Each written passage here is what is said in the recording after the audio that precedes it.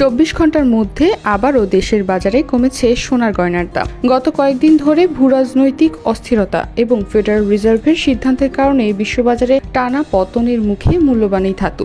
বিশ্ববাজারের এমন পরিবর্তনের কারণে দেশের বাজারে 2 দফায় সোনার দাম কমিয়েছে বাংলাদেশ জুয়েলার্স অ্যাসোসিয়েশন বাজুস।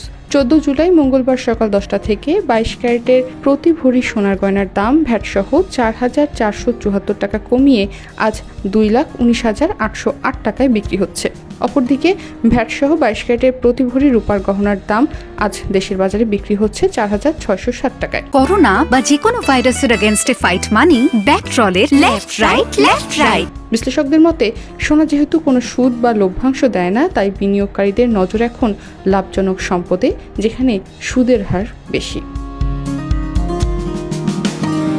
নতুন মূল্য অনুযায়ী 14 জুলাই মঙ্গলবার সকাল 10টা থেকে ভ্যাট সহ 22 ক্যারেটের প্রতি ভরি সোনার গহনার দাম 2,158 টাকা কমিয়ে নতুন দাম নির্ধারণ করা হয়েছে 2,19,808 টাকা।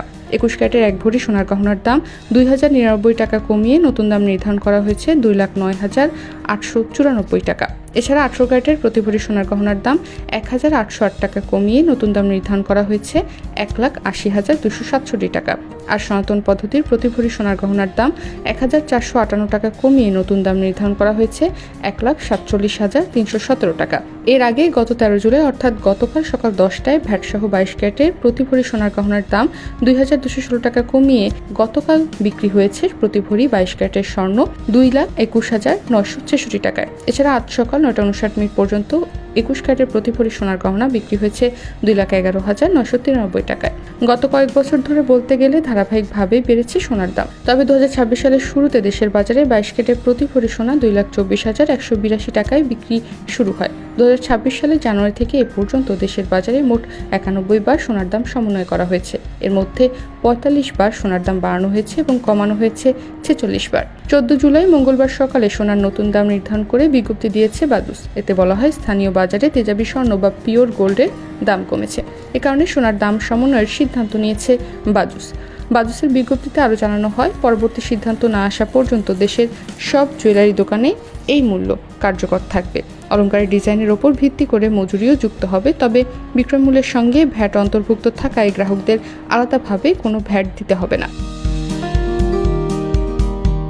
বিশ্লেষকদের মতে বৈশ্বিক সংকটের সময় সাধারণত বিনিয়োগকারীরা মূল্যস্ফীতির বিরুদ্ধে নিরাপদ আশ্রয় হিসেবে সোনার দিকে ঝুঁকে পড়েন, ফলে সোনার দাম বেড়ে যায়। কিন্তু এবার পরিস্থিতি ভিন্ন। বিনিয়োগকারীদের কাছে সোনা মূল্যস্ফীতির বিরুদ্ধে সুরক্ষা হিসেবে বিবেচিত হলেও উচ্চ সুদের হার সাধারণত সোনার বাজারের জন্য নেতিবাচক, কারণ সোনা একটি নন ইল্ডিং বা আয়হীন সম্পদ। এর নিজস্ব মূল্য বৃদ্ধি ছাড়া অন্য কোনো আয় হয় না, অর্থাৎ সোনা থেকে লাভ করতে হলে এর দাম বাড়তেই হবে।